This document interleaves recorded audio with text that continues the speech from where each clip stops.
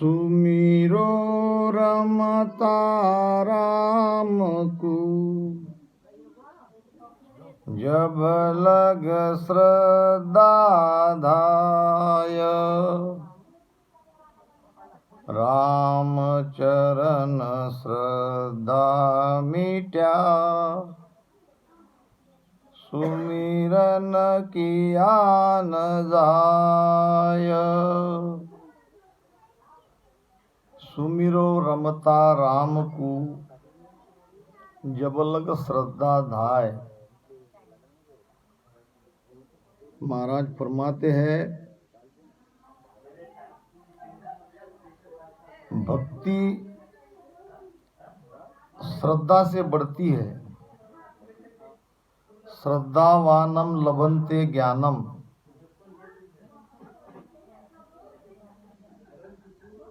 सबका श्रद्धा तो सबके भीतर है, मगर वो श्रद्धा कहाँ लगानी है, श्रद्धा किस पे करनी है।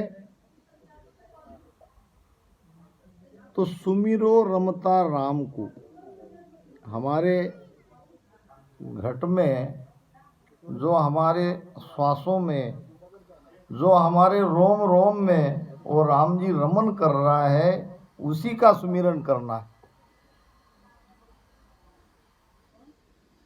भगवान हमसे दूर नहीं है, भगवान बाहर नहीं है, वो तो हमारे अंदर है, हमारे भीतर है। कहते हैं, एक बार भगवान कुछ विद्वानों के साथ बैठे हुए थे, अपनी स्वयं की समस्या लेके। अब आप कहो कि भगवान भी समस्या, उनकी भी समस्या रहती है। दृष्टांत है, समस्या कोई हमारे जैसी प्रपंचिक या संसारिक समस्या नहीं थी उनकी समस्या थी हमारा कारण,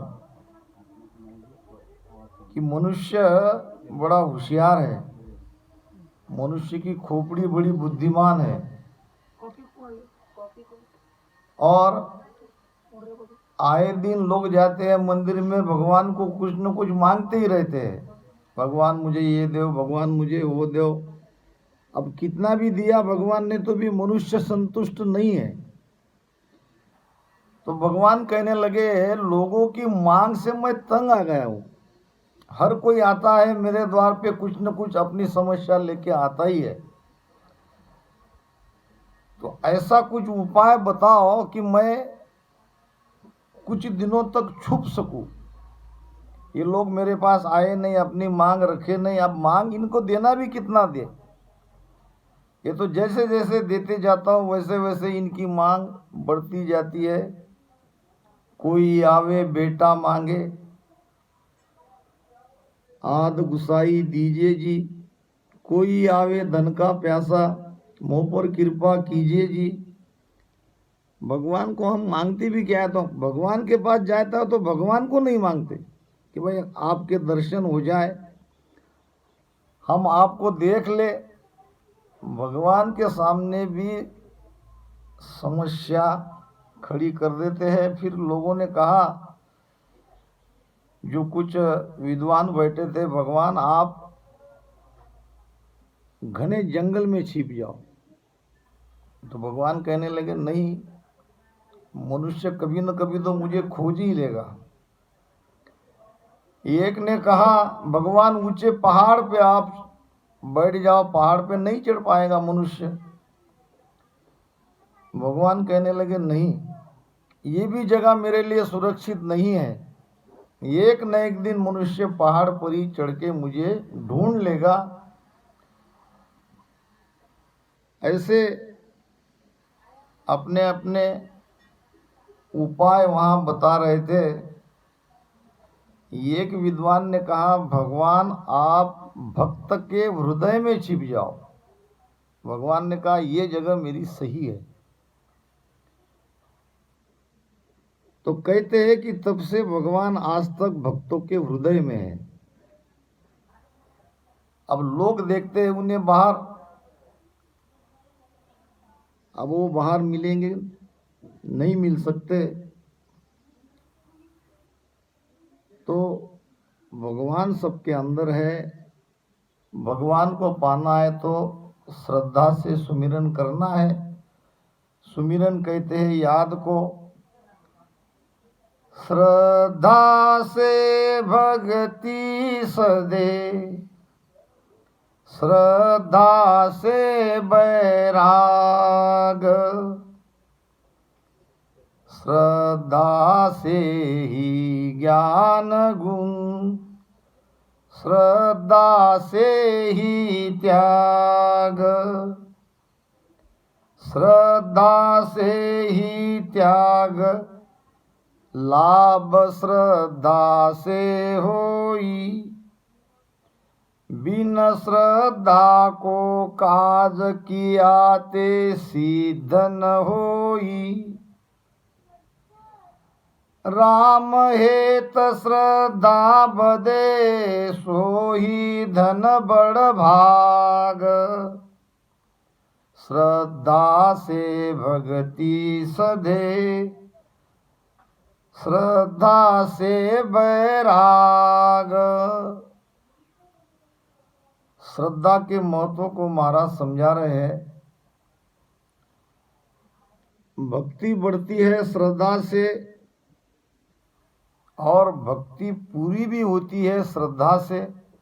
अगर श्रद्धा नहीं है, भाव नहीं है, तो भक्ति करना बेकार है। बिना श्रद्धा के, बिना भाव की भक्ति नहीं कहलाएगी। सदगुरु सुखराम जी महाराज ने तो एक ही साख में सारा निर्णय कर दिया। महाराज जी कहते हैं, भक्ति भाव सुपजे, सुन जो सब संसार, जन सुख देव जी कहत है, सब विध वेत विचार। एक ही साख में सारा निर्णय कर दिया। भक्ति भाव सु उपजे, भक्ति भाव से प्रगटती है। सुन जो सब संसार, सभी सुनो, जन सुखदेव जी कहत है, सब विध वेत विचार। सारा निचोड़ सदगुरु सुखराम जी महाराज ने हमारे सामने लाके रख दिया। सारा वेद, सारी विधि, सारा ज्ञान का सार कि आप भक्ति कर रहे हो, बड़ी अच्छी बात है, मगर उसमें भाव लाओ, उसमें भाव बढ़ाओ। और भाव बढ़ता कैसे है? भाव बढ़ता है सत्संग से। अब यहाँ देखो, है तो एक छोटा सा एक कार्यक्रम, ऐसा कार्यक्रम तो यहाँ नहीं है। हमारे कुछ मेहमान आए, रामसनी भाई, और ये भी परिवार रामसनी का ही है। अब यहाँ भी भाव के कारण सत्संग रखवा दी। वाणी जी महाराज का उत्सव हो जाए तो हमारे आपके सबके लिए बड़ी अच्छी बात है। ऐसा कोई ये नियोजित कार्यक्रम नहीं है, एक रूटीन है, आना जाना मेहमानों का रहता है, मगर फिर भी उसमें भाव के कारण कुछ देर हम और आप सत्संग में बैठे हैं। भाव बढ़ता है सत्संग से। संग बिना तो भाव नहीं, भाव बिना नहीं प्रीत, प्रीत बिना सुख राम कहे, नहीं भजन में चीत। भजन करना है, सुमिरन करना है, तो उसमें चित चाहिए। चितमन हमारा जब तक भजन सुमिरन में नहीं लगेगा, भजन का जो आनंद है, सुमिरन का जो आनंद है, वो आनंद नहीं आएगा। और प्रीति बढ़ती है भाव से, और भाव बढ़ता है सत्संग से। संग बिना तो भाव नहीं। सत्संग अगर हम नित नेम से करते हैं तो धीरे धीरे धीरे धीरे हमारा भाव बढ़ता जाएगा। भाव अगर नहीं है, भाव खचा सुखराम कहे सबनर फूटा ढोल। भक्ति में, सुमिरन में भाव अगर नहीं है तो फूटे ढोल को बजाने जैसा है। ढोल रहता है ना, अगर फूटा ढोल बजाए तो उसमें की आवाज़ नहीं आती ठीक, सुनने के लिए भी वो अच्छा नहीं रहता। फूटे ढोल को कोई बजाता है तो कह देते कि भाई बजाओ मत, ये ढोल फूटा हुआ है। इसी प्रकार भाव अगर नहीं है तो भगवान भी कह देते कि बिना भाव से भाई मुझे तुम क्यों पूजते हो, क्यों मेरी भक्ति करते हो, इससे अच्छा तो न करो तो ठीक। श्रद्धा से भक्ति सदे, श्रद्धा से बैराग। संसार में जो हमारा राग है, एक न एक दिन इस संसार को हमको छोड़ के जाना है। ये संसार हमारा नहीं है। तो कभी हम अपनी तरफ भी हमको सोचना चाहिए कि हम कौन हैं, हम क्यों आए हैं मृत्युलोक में, और कितने दिन यहाँ रुकने वाले हैं, क्या करना चाहिए। ये कभी कभी हमको सोचना चाहिए। इस संसार से जो हमारा राग है, ये आगे इस जीव को बड़ा दुख देने वाला है। तो संसार से बैराग आना चाहिए। बैराग का मतलब घर परिवार छोड़ देना नहीं है। घर में ही रहते हुए बैराग आ सकता है। जैसा कि भगवान महावीर राजा थे। दो भाई थे, उनके पिताजी, वो भी चक्रवर्ती राजा, कोई छोटे मोटे राजा नहीं। तो ये महावीर छोटे थे और उनका एक भाई था, बड़ा भाई। उनके पिताजी ने जीते जी महावीर को राजा बना दिया, बड़े को नहीं बनाया। मगर भगवान महावीर के अंदर तो बचपन से ही भगवान के प्रति प्रेम था, संसार से बैराग था। मगर अब पिताजी का आदेश, जैसे तैसे राजा तो बन गए, मगर भीतर दुखी थे। क्या करने के लिए मैं आया था और कहाँ राजा बन के यहाँ बैठा हूँ। तो एक दिन पिताजी का देहांत हो गया और कुछ दिनों के बाद भगवान महावीर अपनी माता के पास आए, कहने लगे, माता जी मुझे भगवान की भक्ति करनी है, मुझे राजा नहीं बनना है, ये तो पिताजी का आदेश था, मैं ना नहीं कर पाया, तो आप मुझे जाने दो, बड़े भैया को राजा बनाओ, मुझे नहीं रहना है। माँ कहने लगी, बेटा अभी अभी तुम्हारे पिताजी का देहांत हुआ, वैसे मैं बड़ी दुखी हूँ, और तुम मुझे छोड़ के जाओगे तो मैं और दुखी हो जाऊंगी। मेरे जीते जी तुम मेरी आंखों से दूर नहीं होना। अब माँ की आज्ञा थी। अंदर में सारे परमात्मा के प्रति जो प्रेम है, जो भक्ति का भाव है, वो दबा के उसको रहना पड़ा। संयोग से कुछ दिनों के बाद माताजी चल बसी।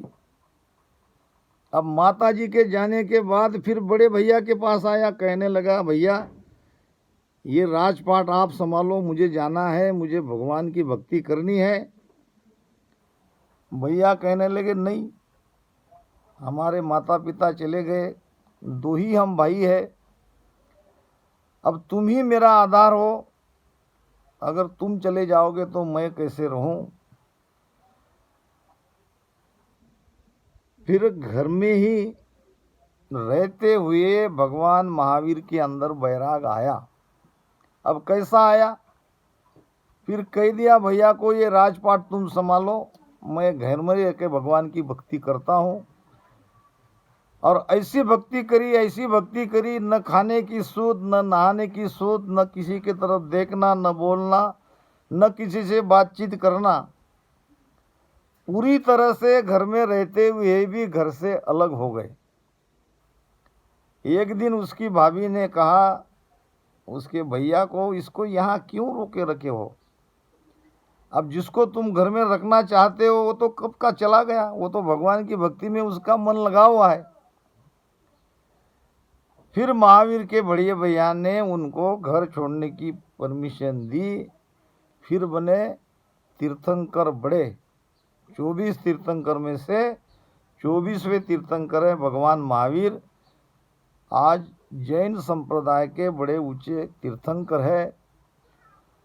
तो कहने का भाव यह है कि हमको घर परिवार त्यागने की आवश्यकता नहीं है, केवल जागने की आवश्यकता है। जहाँ है, जिस स्थिति में है, उसी में संतोष रखते हुए परमात्मा का सुमिरन करो। ये बार बार ये मौका नहीं आने वाला है। 43,20,000 साल के बाद हमें ये मनुष्य शरीर मिला है। इसमें हमारे सारे कार्य करते हुए भी हम सुमिरन कर सकते हैं और हमारे कर्म को कटा सकते हैं, हम आनंद को उपलब्ध हो सकते हैं। तो श्रद्धा से ही ये बैराग आएगा। बैराग आने का मतलब क्या, एक न एक दिन ये संसार को छोड़ के जाना है, और जाने के बाद इस जीवात्मा का आगे क्या होगा इसके बारे में सोचते रहना, यह है बैराग। श्रद्धा से ही ज्ञान गुण, श्रद्धा से ही त्याग। ज्ञान भी भीतर में प्रकटता है तो श्रद्धा से ही प्रकटता है, और श्रद्धा से ही त्याग का भाव पैदा होता है। त्याग मतलब हमारे बुरे विचार को, काम क्रोध लोभ मोह, ये तो त्यागने योग्य ही है ना। अब जिन्होंने इनको धारण कर रखा है उनका जीवन सुखी कहाँ। तो ये सारी बुराइयों का हमें त्याग करना है।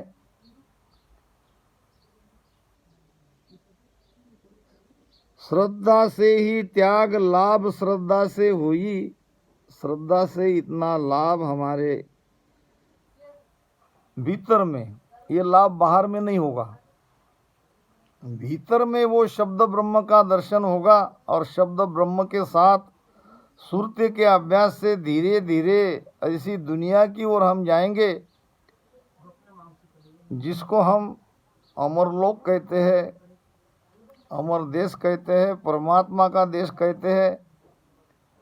हम कथा कहानी में सुनते आए बचपन से, परियों का देश, भगवान का देश, स्वर्ग, ये कोई कल्पना वाली बात नहीं है, ये सारे भीतर में है। भीतर में एक दुनिया और है। ये जो बाहर की दुनिया देख रहे हैं ये माया है। ये सारा संसार माया से भरा है। माया में सुख भी है तो दुख भी है।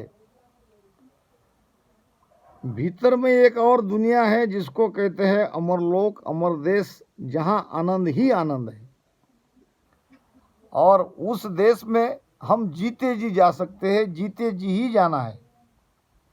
तो उसके लिए चाहिए सुमिरन। सुमिरन करना है श्रद्धा से। श्रद्धा से ही वो सारे लाभ हमें मिलते हैं।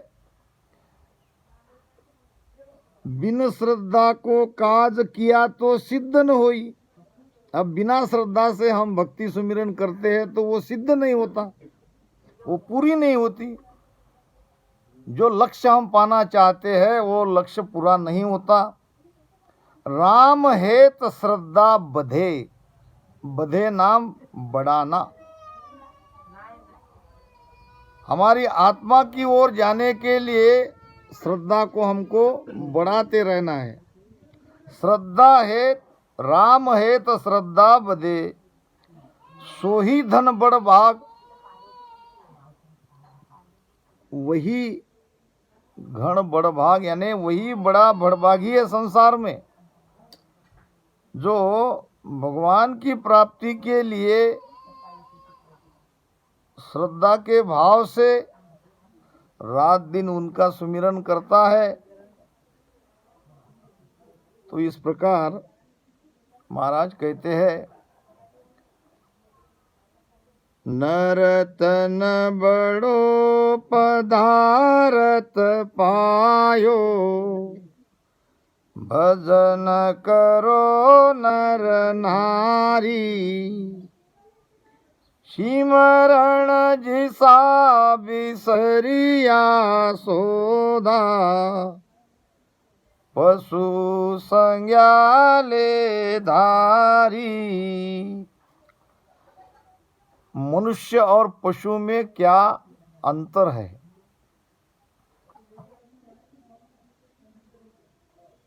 दिसन को नर, लक्षण पशु को क्या खावे क्या सोवे। ऊपर से मनुष्य हम दिख रहे हैं, मगर भीतर में हमारे अंदर मनुष्यपन नहीं है। सारे लक्षण पशु के जैसे है। पशु क्या करता है? आहार निद्रा भय मैथुन। पशु का जीवन ऐसे ही है, भूख लगी तो खाता है, खाने के बाद सोता है। और मैथुन, और सबके अंदर एक भय है। एक पशु का आहार दूसरा पशु है। मान लो चूहा, चूहे के अंदर हर समय ये भय रहता है कि कब बिल्ली आके मुझे पकड़ ले और कब जान चली जाए। जीव ही मारे जीव कूल, जीव ही लेत आहार, ये तो झगड़ा जीव का, जीव ही जीते हार। जीव पे जीव बढ़ता है, यानी जीव ही जीव का आहार करता है। इसलिए हरेक जीव, हरेक पशु यहाँ भयग्रस्त है, सबके अंदर भय लगा है। आहार निद्रा भय मैथुन ये पशु करते हैं, और हम मनुष्य होकर इसमें ही हमारा जीवन बिताए तो हम पशु ही कहलाएंगे, मनुष्य कहाँ कहलाएंगे। नरतन बड़ो पदार्थ पायो, ये देव दुर्लभ शरीर हमें मिला है। देवता भी इस शरीर की चाहना करते हैं, मगर उन्हें मिलता नहीं। ये मलमूत्र की ये छोटी सी हमारी जिंदगी, छोटी सी काया बड़ी गुणकारी है, बड़ी कीमतवान है। ये कीमत तब समझेंगे जब हम भजन करेंगे, सुमिरन करेंगे, सत्संग में जाएंगे। सिमरन जिसा बिसरिया सौदा, सुमिरन के जैसा ये सौदा, ये व्यापार अगर हम भूल जाएंगे तो हम मनुष्य नहीं कहलाएंगे, हम भी पशु के समान है। थोड़ा पशु से ठीक ठाक है। पशु का घर नहीं है, हमारा घर है। पशु किसी का संग्रह नहीं करता है, हम संग्रह करते हैं। पशु का न कोई बैंक में खाता, हमारा बैंक बैलेंस है, प्रॉपर्टी है। वैसे देखा जाए तो पशु हमसे सुखी है, ज़्यादा झंझट नहीं है उनके पीछे। कभी आपने सोचा कि मनुष्य बड़े बड़े जंगल काट रहा है और जंगल में बड़े बड़े पेट वाले हाथी के जैसे जानवर भी है, और वो जानवर ने कभी स्ट्राइक की हो कि भाई मनुष्य हमारे अनाज का जो हमारे पेड़ है सारे काट रहा है, अब हम भूखे रहेंगे, हमारा क्या होगा। किसी ने उपोषण नहीं किया, न हाथी ने न कोई और प्राणियों ने, वो तो सब भगवान के भरोसे बैठे हैं। खिलाने वाला परमात्मा है, जब खिलाएगा तब खा लेंगे। मगर मनुष्य के अंदर भगवान पे उतना भी भरोसा नहीं, ये हर बात स्वयं करना चाहता है। हम ही करेंगे, हम ही कमाएंगे, हम ही खाएंगे। तो ये और ज़्यादा झंझट में पड़ने से मनुष्य प्राणियों से ज़्यादा दुखी है। तो जब तक ज्ञान नहीं मिलेगा, जब तक सत्संग नहीं मिलेगी, हमें हमारे इस शरीर के महत्व के बारे में न कोई ज्ञान देगा, न कहीं से समझेंगे। जीवन कैसा है हमारा देख लो। जके जंजाल जागता विपता, सांझ पड़ी जब सोयो, सूता विपत पड़ी सपना में, पशु उगाड़ रखायो। जके जंजाल जागता विपता। जंजाल, जंजाल को सब जंजाल में हम पड़े हैं, बंधे हैं। ये करना है, वो करना है, इसकी शादी, उसकी नौकरी और बीमारी, कई तरह से ये जीव जंजाल में बंधा है। अब दिन भर ये जंजाल से कैसे अलग हो, इसके बारे में सोचते रहता है। कैसे पीछा छुड़ाए, इस दुख से, एक दुख से पीछा छुड़ाए तो दूसरा दुख आता है, वो पूरा न हुआ तो और कोई समस्या खड़ी होती है। ये सारा जंजाल हमारे पीछे लगा है। और रात में जब सोते हैं तो नींद भी कैसे आएगी। जो दिन में हम समस्या हमारे सामने रहती है, वो रात में भी आती है। ये एक फकीर था और राजा के महल के सामने एक पेड़ के नीचे या कोई टूटा फूटा घर होगा, वहां वो जाके सोता था रोज। और सोने के बाद सुबह उठ के जोर से चिल्लाता था। एक ही बात रोज कहता, कल की रात मेरी राजा के जैसे बीती और कुछ कुछ राजा से भी अच्छी बीती। रोज का उसका यही। रात में सोता था, सुबह उठता था, अरे मस्त है परमात्मा, मेरी आज की रात तो राजा से जैसी बीती और कुछ कुछ तो राजा से भी अच्छी बीती। राजा रोज सुनता। एक दिन उसको बुलाया, फकीर तेरे पास न ढंग के कपड़े है, न ओढ़ने का है, न बिछाने का है, न पलंग है, तेरी मेरी क्या बराबरी। तू कहता है कि राजा के जैसी रात बीती।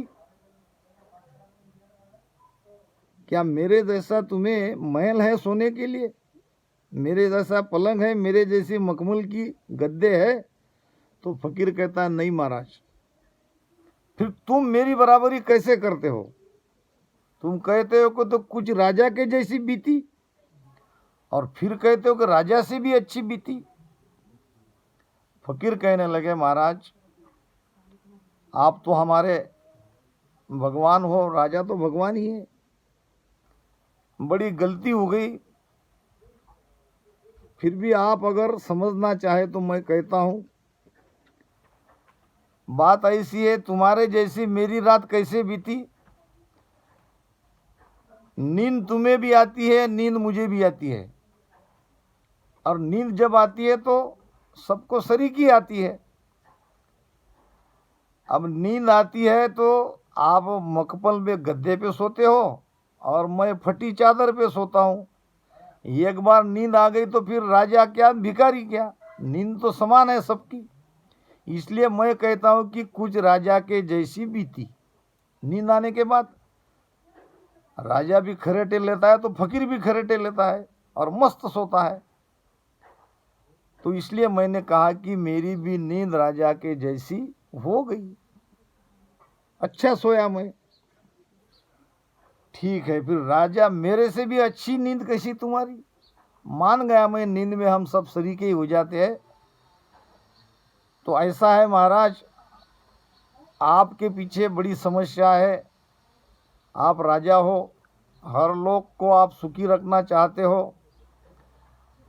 आए दिन राजाओं पे कोई दूसरा राजा चढ़ाई न कर दे, फौज को भी देखना पड़ता है, राज्य कारोबार भी चलाना पड़ता है। तो दिन भर आपके पीछे ये सारे झंझट है और ऐसे ही दुविधा में आप सो जाते हो। और जब ऐसे दुख में कोई सोता है तो उसकी नींद भी अच्छी नहीं होती है। समस्या लेकर कोई आदमी सोता है तो उसकी मीठी नींद नहीं आएगी उसको। और वही तुम भगवान राम नाम का सुमिरन करके देखो, राम राम भजन करके सुमिरन सो जाओ, देखो आपकी नींद कैसे होती है। तो आपकी नींद में मेरी नींद में ये अंतर है, मेरे पीछे कोई झंझट नहीं है। भीख मांगता हूँ, जो मिल गया वो खा लेता हूँ और सो जाता हूँ, न किसी से कुछ लेना न देना। वैसा तुम्हारा नहीं है, इसलिए तुम्हारी नींद भी समस्याग्रस्त नींद है और मेरी नींद बड़ी सुखमय नींद है। इसलिए मैं कहता हूँ कि कुछ राजा के से जी बीती और कुछ राजा से भी अच्छी बीती। तो मनुष्य जागृत अवस्था में जो भी सुख दुख भोगता है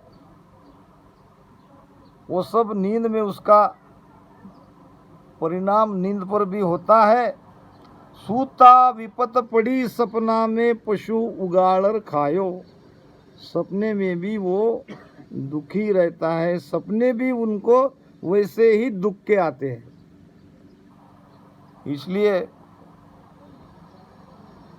घर की गांगरत गयो जमारो, उदम आपदा माही, मुँह से ठगे भरे कवोदर, पशु संज्ञा पाई।